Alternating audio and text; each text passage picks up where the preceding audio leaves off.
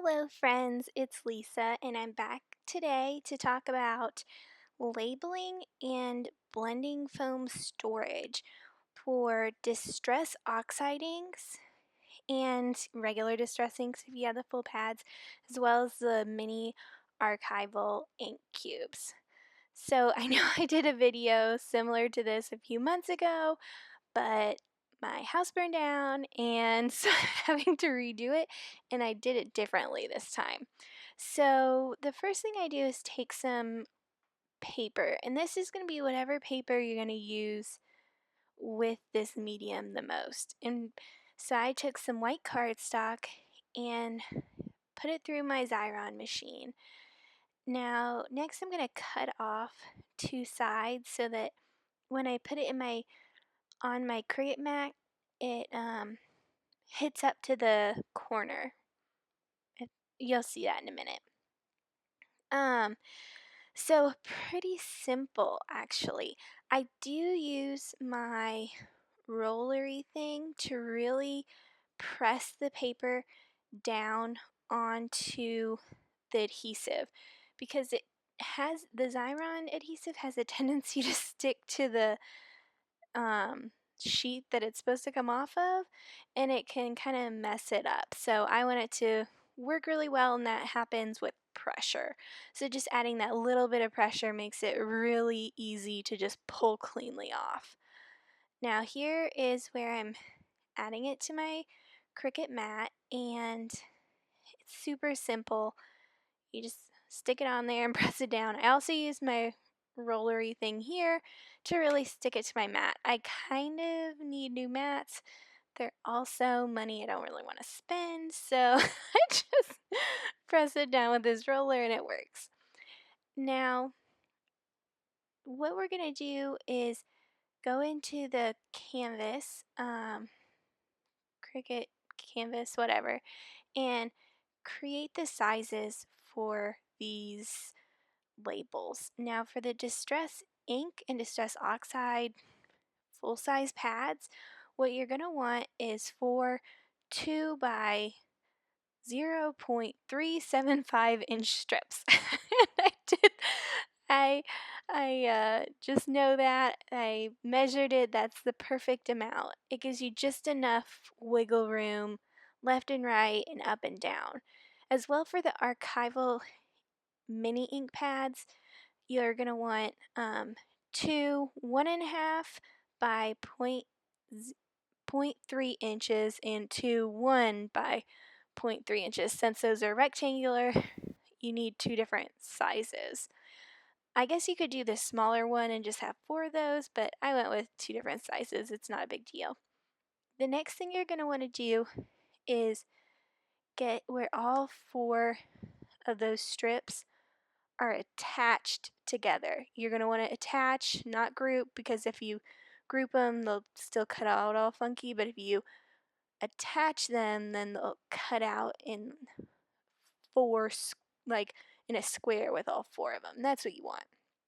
So I cut them out, really simple, and then I got an assistant. My sister came and helped me for a little bit, and you're just going to want to cut it into those squares, right? Because I went ahead and just did the regular pressure for this type of paper, regular like 80-pound cardstock. But since it also has that backing, it doesn't just fall apart, which is nice. That's what you want. If you don't have a electronic die cutter, you can still totally do this. You're just going to want to cut little squares that are going to be big enough to cut the strips from. Do the next couple parts, and then at the end, right before you write the letters, write the names on them, you're going to cut them apart and then write the names on them. So it's really simple, almost the same. So we've got them all cut and ready to go, and then I had my sister come help me. So this is her. Thanks, Sky. And she just took the ink pads and swiped them over. On my regular distress inks, I actually had my Cricut write out the names of all the different colors. And since those are dye ink, they're translucent enough that all the colors show up except for black. Um, so it's really simple. But with the Distress Oxides, they have the pigment in them, so they're more opaque. I wouldn't say they're completely opaque, but they're definitely more opaque. And that's why you have to wait till the end. I guess if you were really good at lining it up, you could have your electronic die cutting machine write out the words on it, but writing takes a long time for those machines, and it's just easier to write it down yourself. Plus, as long as you do it all in the same handwriting, it still looks fine. So, on the Distress Oxides, that's what I do. And you can see the pads are all real juicy. These are the new 2018 colors, the first one they're coming out with. I think there's 2 more 12 sets, 12 ink pad sets to go. I only have I have Distress Ink, Distress Oxide, and the mini Archival ink cubes, because you really get all 3 different types of ink pad with those 3. And with stamping positioners, I really don't need the fancy ink that stamps perfectly the first time. So I just went ahead and got Distress ink this time. Now, for the blending foam storage, this is my brilliant trick. Usually I wouldn't say I'm brilliant, but this was brilliant. Okay, so simple, so cheap, so clean, and mess-free. What I'm taking is these coin pockets. I don't know. I'm not a coin collector, but you put the coins in them, and they're 2-inch by 2-inch coin protector things. And as you can see, the opening is on the top, and that's what I'm trying to show here. So you want to have the bottom, which is what gets the adhesive, to not be where the openings are, because if you do it the other way, you're going to have some problems. But you just roll it through the Xyron machine, so you're getting adhesive on the back. And that'll be important here in a second, you'll see. But this is how I keep my blending foams with my larger ink pads. If you have the Tim Holtz Distress ink pads, you don't need to worry about this. But the Distress Oxides don't come in the mini size, and a lot of other ink pads don't either. So if you have any type of regular ink pad, you can do this and keep the foam with your pad. So just a quick hint, I did use my rolly tool again to really press it down, especially since this is plastic. The adhesive doesn't want to grip it near as much as it does the paper. So you do want to really press that down. Now you can't really see it here, but I'm cutting out right above that slit. So there's going to be 3 sides to each of these squares where it's been fused. The front and back part of the page protector has been fused together. So you're going to cut under the bottom ones and then in between the side ones. This is the hardest part of the whole thing, but you have to be kind of careful so that it stays sealed. You want it to stay sealed on, and so you have to cut in between so that both sides stay sealed. As long as you do that, you're good. And then you couldn't see it because it was off to the side, but I cut the very top of the front side of the page protector, so there's just a little crescent. It makes it a lot easier to get the blending foam out.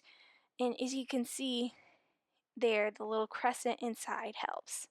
Now, if you have mini ink cubes, a lot of times you can just put the blending foam under. So that's what I do with these. And same thing, I just rub them on. When I did this last time, I stamped everything, and that takes a really long time. You get the same color from just rubbing the ink on there. I don't have a great solution for some of the dark colors. This Sharpie paint pen doesn't really work that well. Um, I end up switching to the Uniball Signo white gel pen, and that does work a lot better. I ended up using the Signo Uniball black gel pen as well, and that works great. So that would be my recommendation for whites and blacks to write everything, because they're pretty solid. You can really see what you're talking about. So here you can't even see this Sharpie paint pen, but the gel pen you can. So I just go through and write all the names. And if you're watching something on TV or on your computer, it goes by really fast. It doesn't take long. You can see I'm not calligraphing anything. Here I tried to use the black Sharpie pen on this Force Moss, but it just didn't look good, so I switched to the Uniball Signo pen, did all the other ones in Uniball Signo pen, and it worked great. So finally, well, not quite finally, but I guess it is the final step. You just take the edges, all the little labels you created, and press them down. Super simple. On the Archival ink, it's easy to line up the two long sides, and you just got to be a little careful when you're lining up the short sides because they don't have the little ledge to bump it up against. But it's really simple. Just stick them down and you're done. And those are really easy peasy lemon squeezy. So see, I'm just showing you again. Peel off your label and stick it on. Now, I store mine horizontally, which is why, or on their sides, and so which is why I need to be able to see what color is what. I guess if you're storing it a different way, like how I used to store them, you probably don't need to do this, but I really like my storage system now. Here is where I'm putting it on the sides of the Distress Oxide ink. Since they're all the same, it doesn't matter which side you put which label on. And I just turn it, usually lean it up against one so that it stays standing up. And here's where I add the blending foam storage. I just peel off the liner and cover up that back label. See, but you can still see it because it's see-through. But you have a great, perfect place to store that blending foam. And here I'm showing you how I just pull it out with the little blending foam tool. It's super simple, and you don't have to get super dirty or anything, and your ink pad stays clean. That was something I hated with my last ones, is that I didn't have a good place to keep my blending foams, and so I just glued some um, hook and loop tape on the back, but that means that your dirty blending foam gets all over anything below it, and it's just a big mess. Instead, here the mess is contained into a little plastic slot thingy. It's not everywhere else.